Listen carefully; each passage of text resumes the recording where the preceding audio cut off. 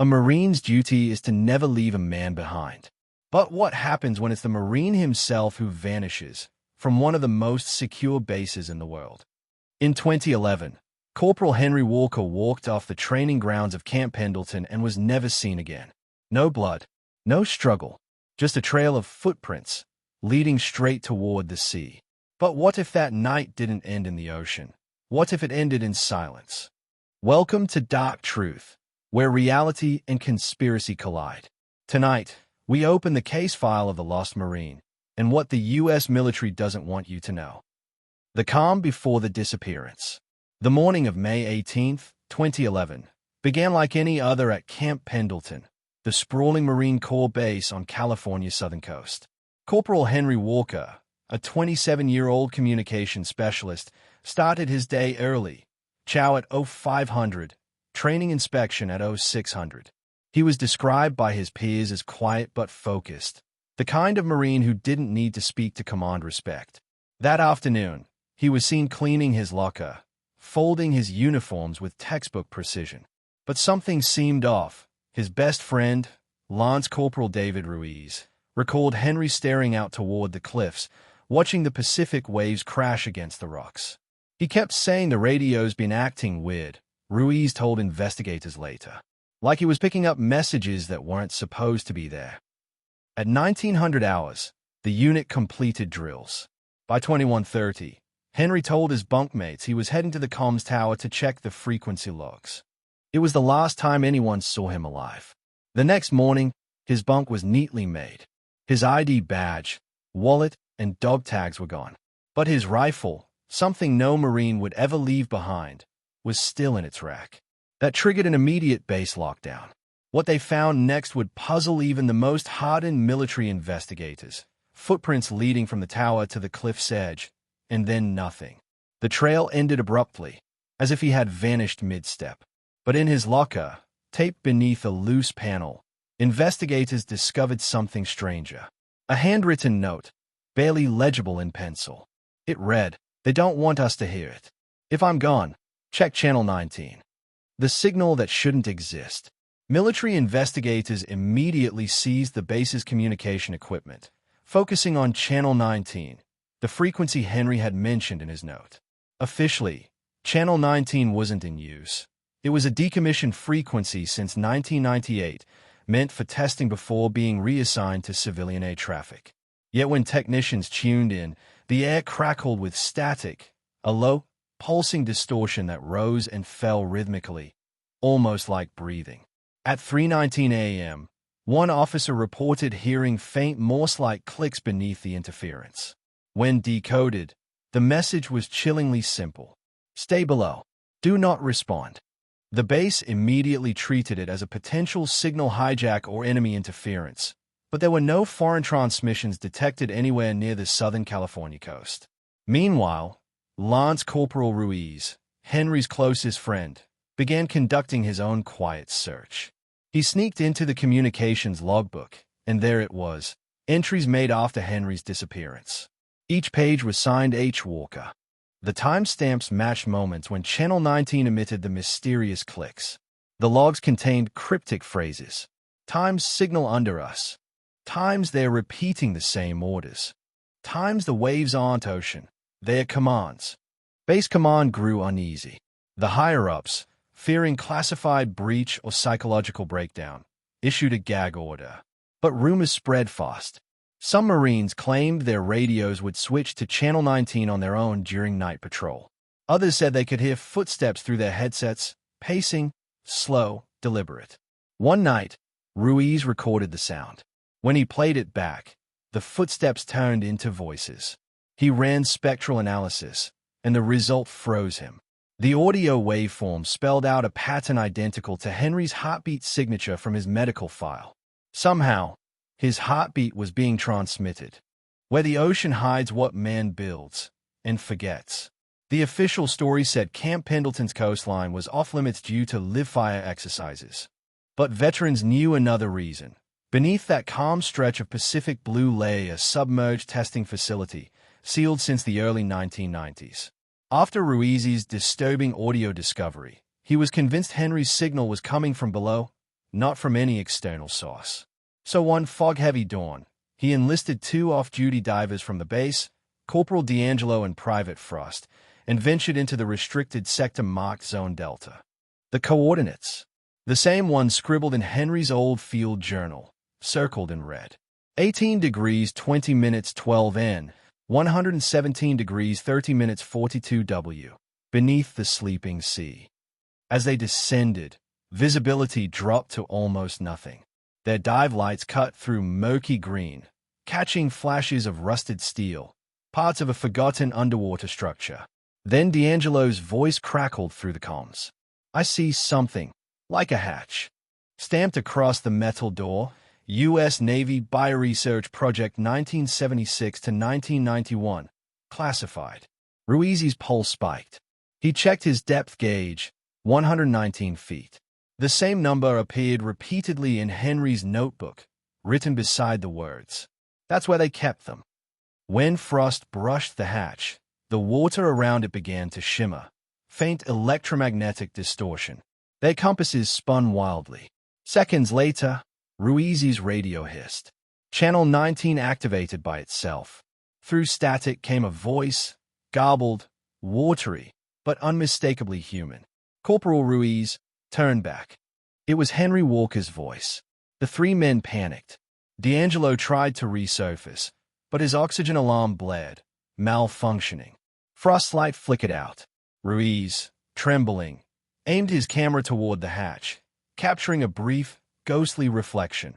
A man in uniform inside the glass, mouth open as if screaming underwater.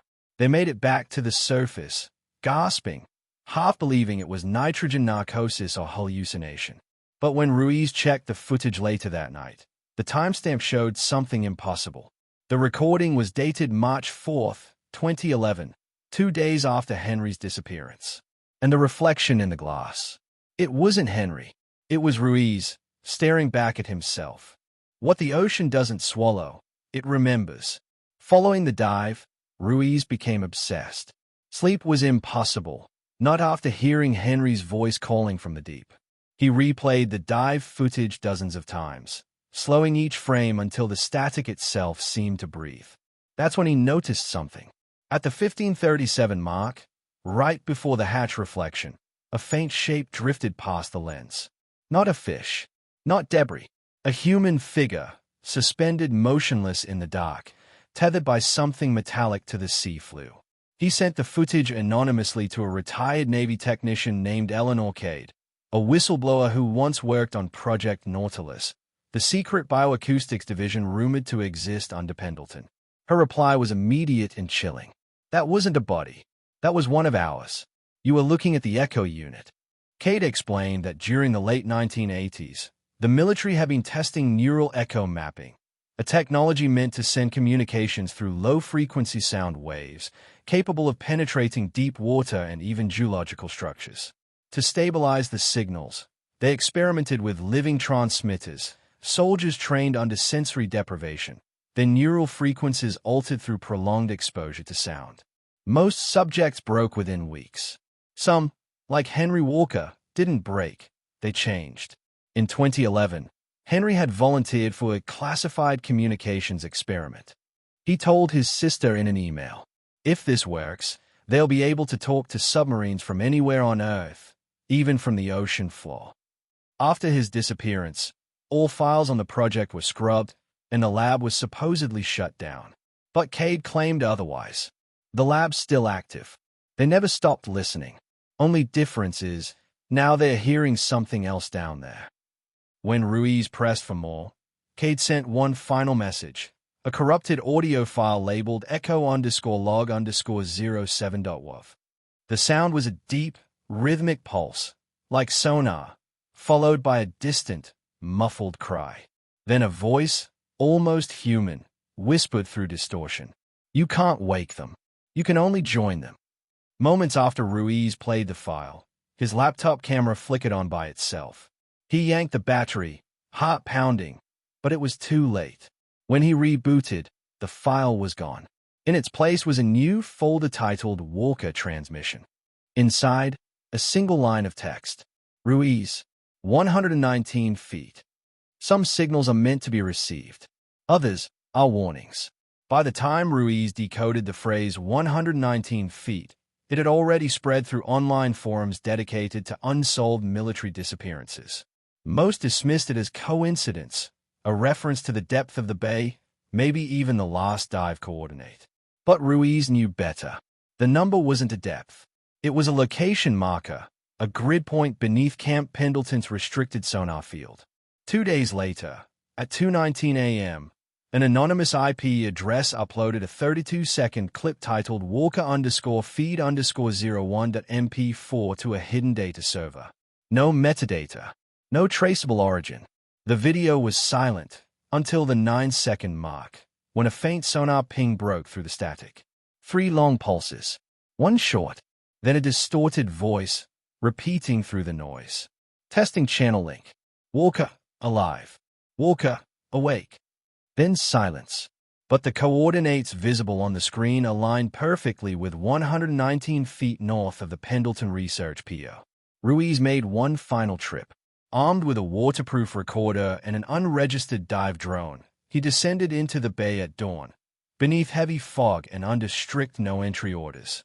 At 118.7 feet, the drone feed flickered, then locked onto something massive embedded in the silt. A metallic structure, half-crushed, shaped like a communications pod. Its outer layer was covered in thick marine growth, but stenciled beneath the corrosion, barely visible, were the words, Project Echo, property of U.S. Naval Research. Suddenly, the signal spiked. A deep, resonant hum filled Ruiz's headset, followed by breathing, slow, steady, human. He froze. Then came the voice, Henry Walker's, clear and calm. Ruiz, don't go deeper. They hear the current now. The current remembers. The transmission distorted, warping into screams and mechanical feedback. The drone's lights cut out, replaced by glowing, faint blue silhouettes drifting along the seafloor. 12 of them, each in tattered wetsuits, each with dog tags identical to Walker's missing team. When authorities later recovered Ruiz's gear, the memory drive was fused, waterlogged beyond repair. But divers noted something strange. The pod he documented was no longer there. The seafloor where it once lay had collapsed into a narrow trench, as if something had pulled it downward.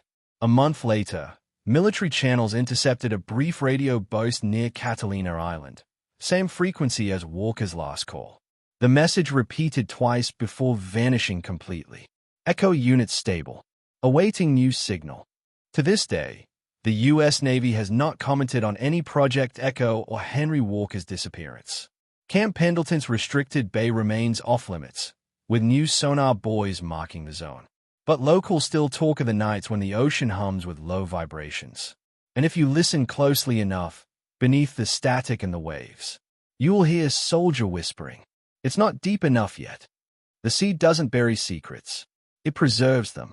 3 months after Ruiz's disappearance, a private investigator named Laura Chen, a retired Marine cryptanalyst, received an anonymous envelope postmarked from San Diego.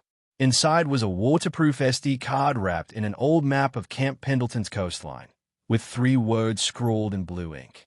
He wasn't alone. When Chen inserted the card into her drive, her screen flickered, then displayed a series of corrupted dive log files titled Walker_unit_logs.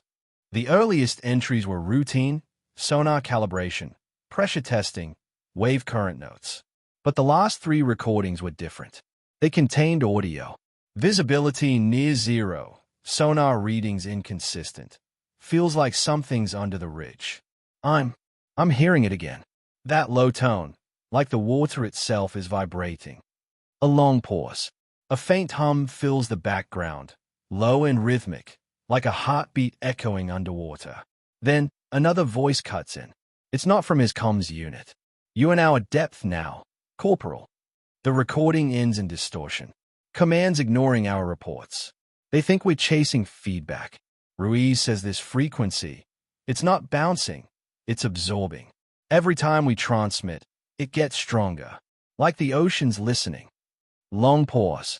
If we go missing, check the trench at grid 119. That's where it began. It's not a current, it's movement. It's pulling the water around itself. Ruiz is gone. The light's gone. God, I can't tell where the surface is anymore. Then, just before the audio cuts off, a whisper. We didn't create the signal, we answered it.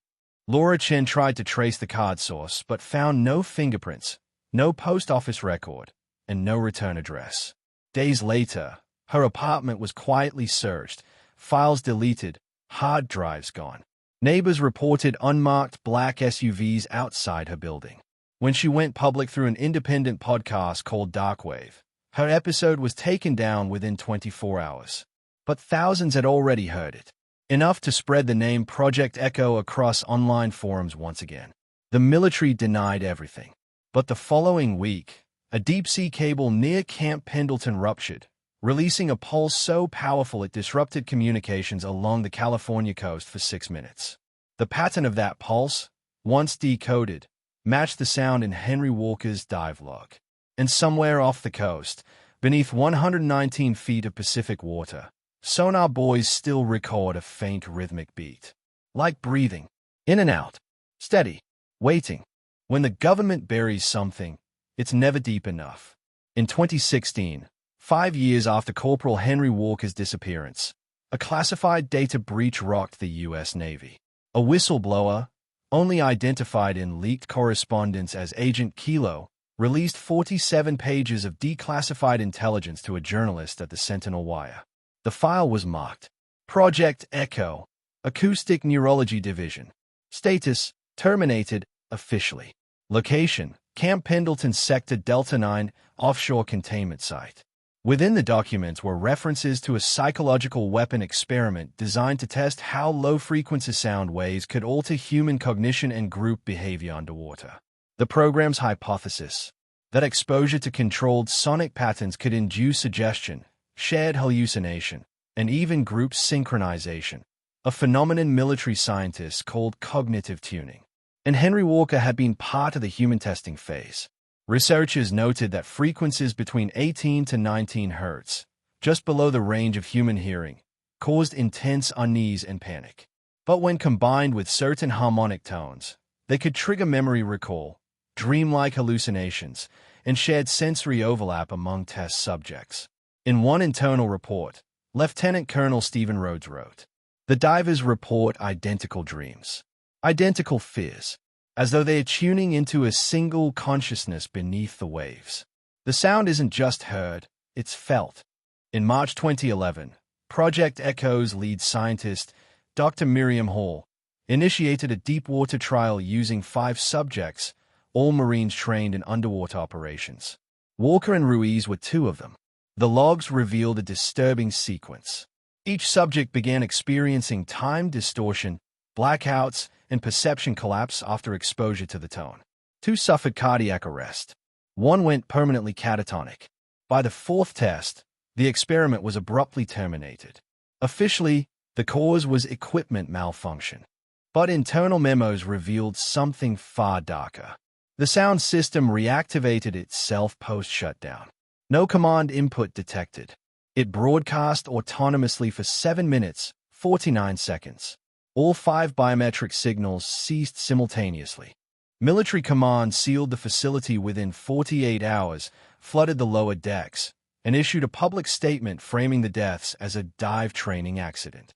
Henry Walker's body was never recovered because, as one classified memo stated, Subject Walker's vitals registered active movement 36 hours post-event.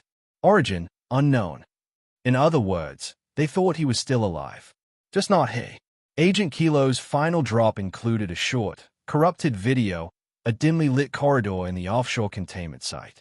Through the flickering emergency lights, a shape drifts past the camera, humanoid, but stretched, blurred, almost liquid. A voice on the intercom whispers, "Echo's awake. Cut the feed." Then the video ends. The file was timestamped June 2nd, 2016, 5 years after Walker vanished. After the leak, the Sentinel Wire journalist went missing en route to a conference in Los Angeles. Her rental car was found abandoned outside Oceanside, just a few miles from Camp Pendleton. Her name was Ivy Madsen, and her last known note read, If they find me, tell them the sound isn't dead, it's calling home. Sometimes, the past doesn't echo, it screams. 3 months after the Project Echo leak, strange reports began flooding coastal towns near Camp Pendleton. Fishermen claimed their radios were picking up a low, humming vibration at dawn, a sound that made their stomachs twist and their vision blur. Dogs would start howling before the tone began. Cell phones froze, and when the hum faded, the ocean seemed quieter. Too quiet.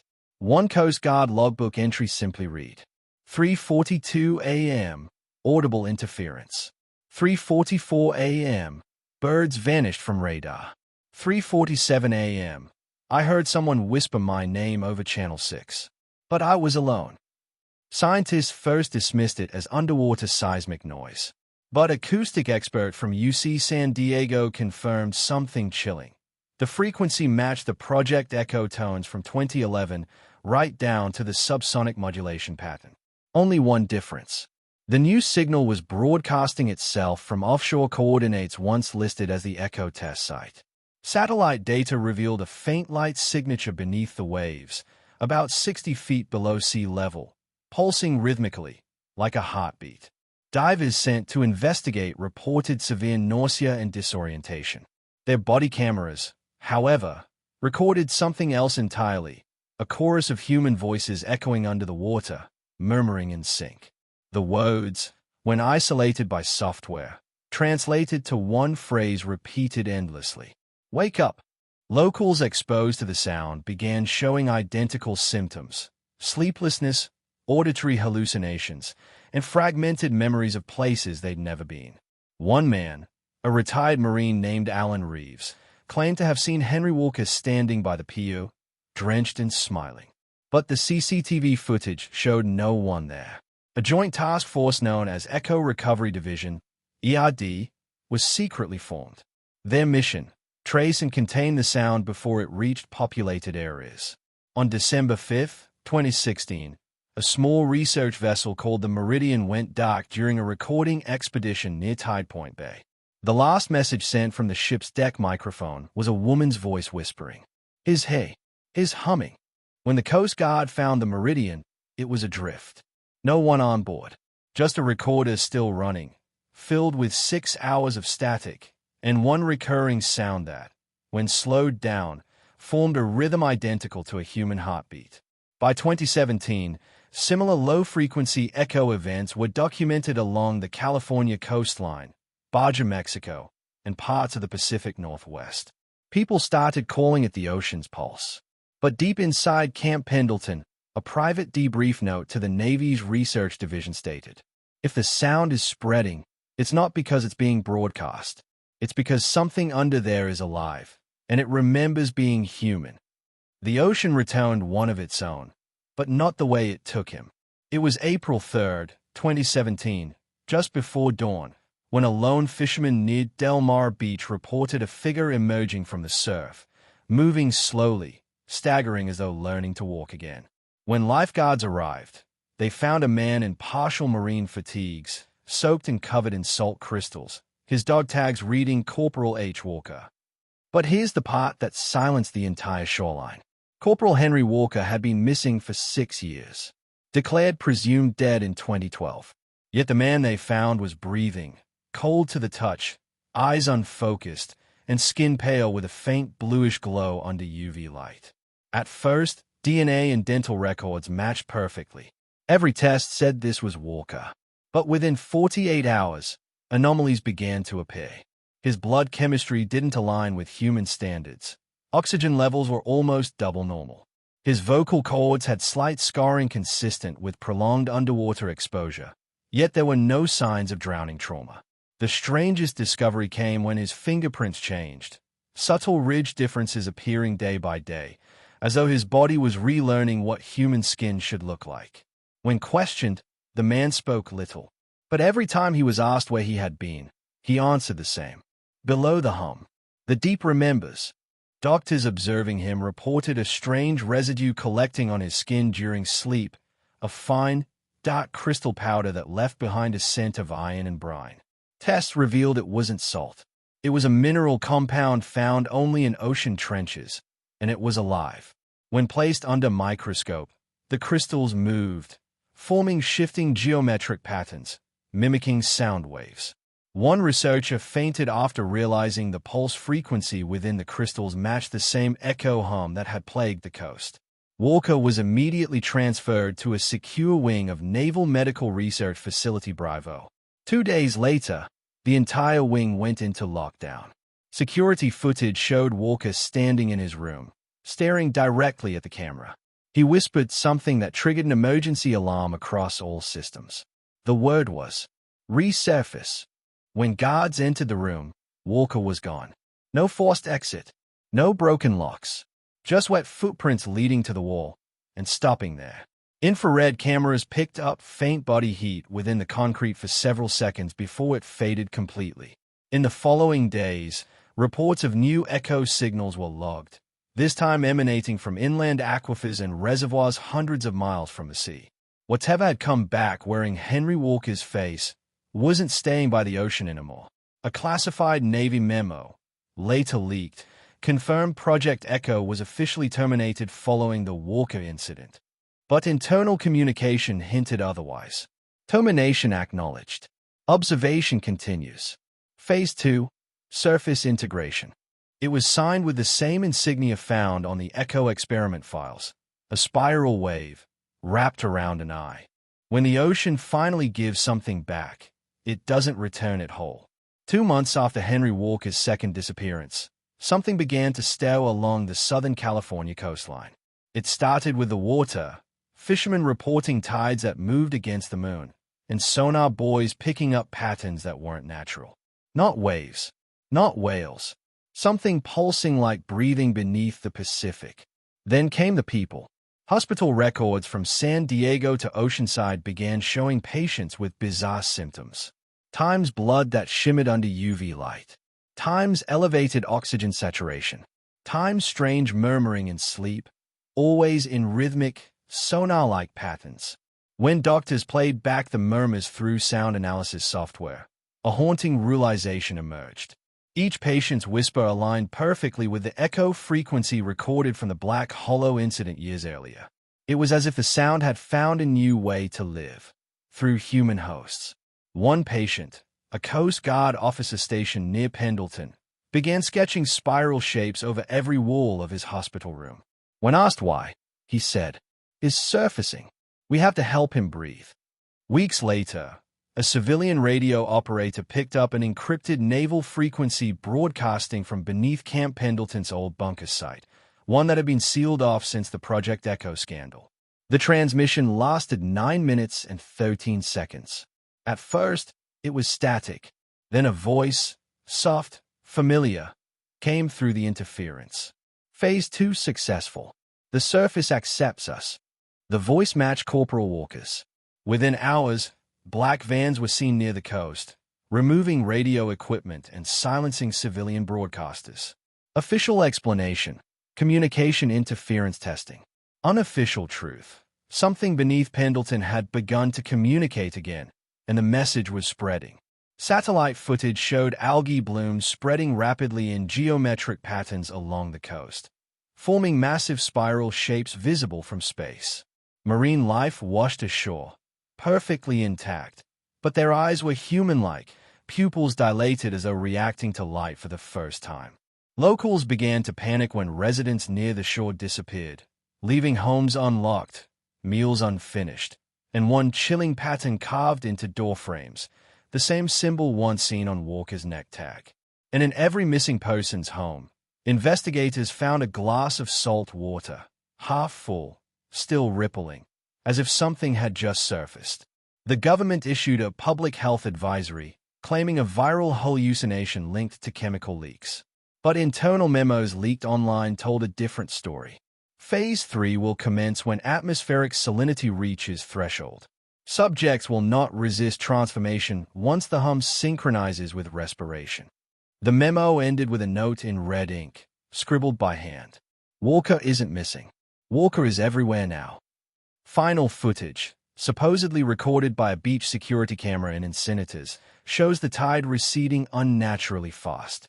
A lone figure stands where the water once was, half submerged in sand. His body flickers like static, mouth open in a silent scream. The timestamp reads 3:28 a.m., the same blackout hour tied to Black Hollow. Then, from the darkness, faint whispers ripple through the audio. Not one voice. Hundreds, all speaking in unison. The surface accepts. And then, silence. Officially, Corporal Henry Walker remains listed as missing in action. Unofficially, he may have never left. Archival static flickers.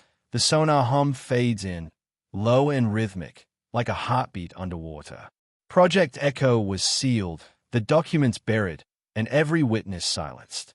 But sometimes, when the tide drops too low, you can still hear the signal. A pulse beneath the Pacific, calling something back to the surface. Slow-motion waves crash against a dark coastline. A lone dog barks in the distance. The water ripples once, as if something underneath just exhaled.